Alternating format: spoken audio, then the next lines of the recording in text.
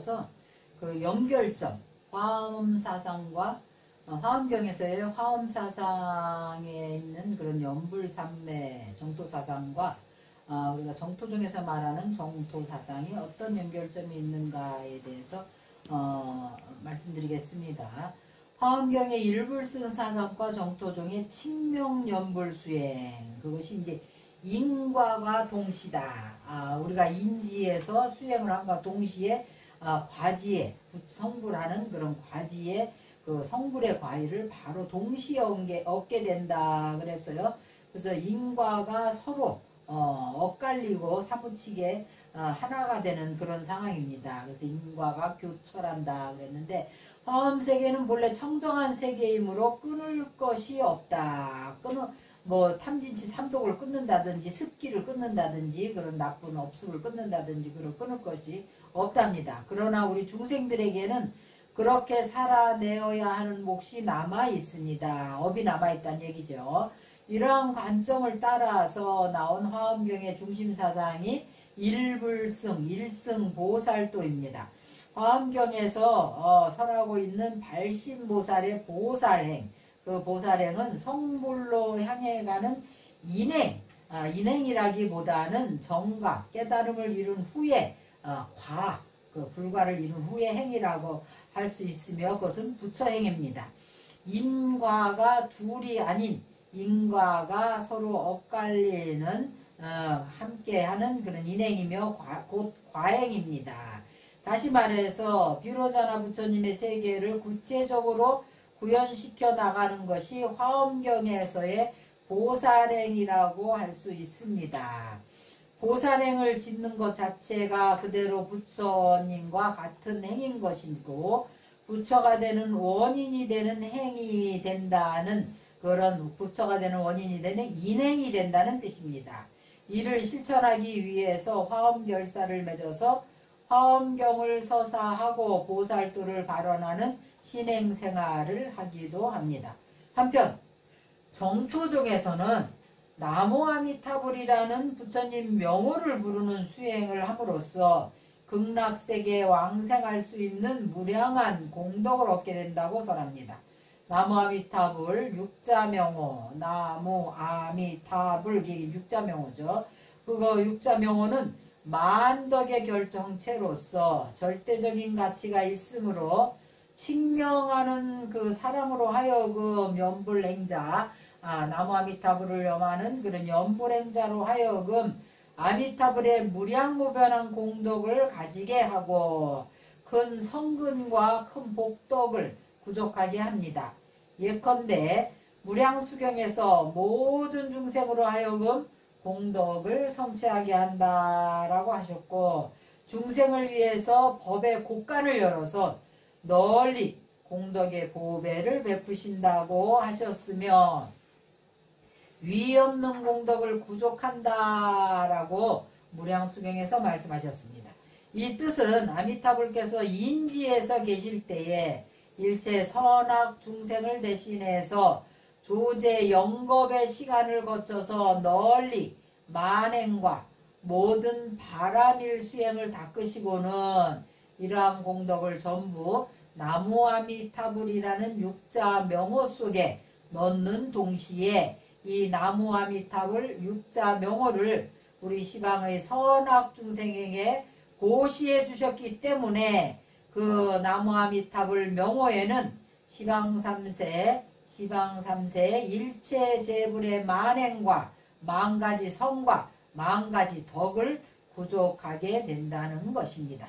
그래서 인지와 과덕 내지는 내증과 외적인 용, 의보와 정보 등등 그런 이 겐지스강의 모래 아래 수와 같이 무량무변하고 불가사의한 공덕들을 조금 더 빠짐없이 명호 속에 다 융합되어 있다고 할 수 있습니다.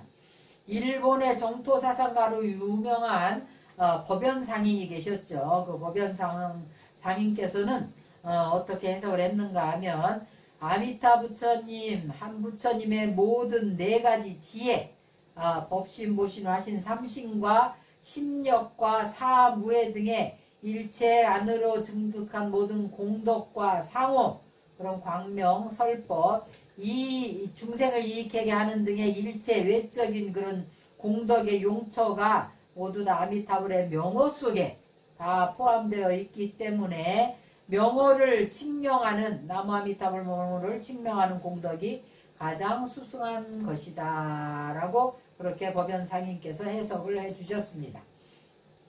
세간의 인물의 명호를 칭념하는 것은 아무런 공덕이 없지만 지금은 만덕을 이루어진 진여실상의 나무 아미타불 명호를 칭명하는 것이기 때문에 한 번 칭명하는 그 소리마다 그 공덕을 헤아릴 수가 없습니다.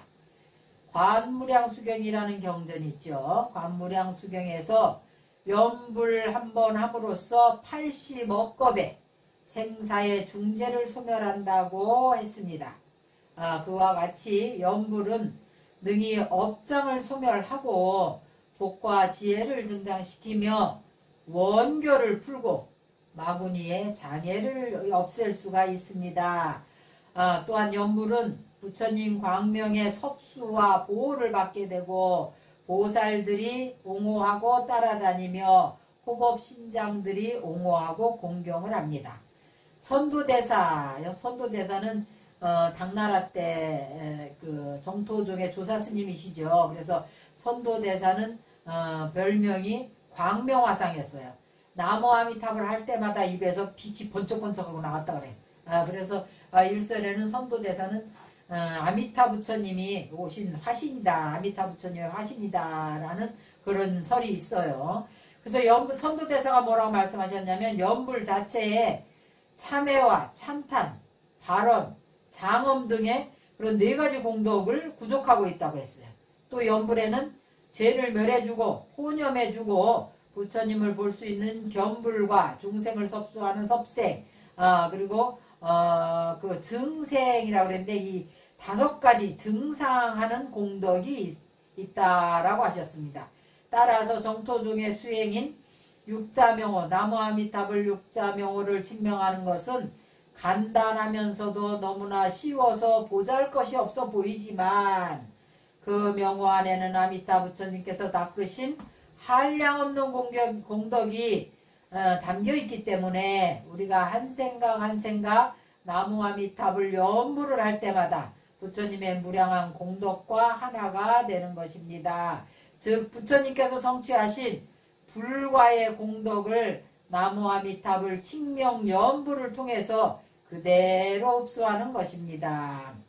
필자는 화엄사상의 일불승 사상과, 여기서 필자는 여기 논문을 쓴 그 여연스님을 말하는 거예요.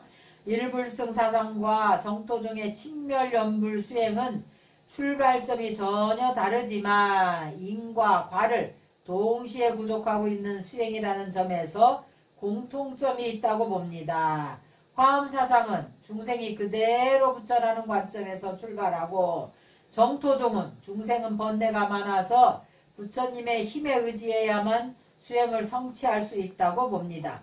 그러나 화엄경의 일불승 사상은 보살행을 불과, 즉 이미 깨달은 자의 행인 동시에 부처를 이루는 원인이 되는 행으로 인행으로 보아서 인과 과가 하나인 것으로 보고, 칭명연불 수행은 육자명호 나무아미타불 육자명호를 부르는 수행 자체가 부처님의 인지에서의 수행의 결과 불과를 곧바로 현실에 가져오는 것이 된다는 점에서 인과 과가 통합된다라고 보는 것입니다.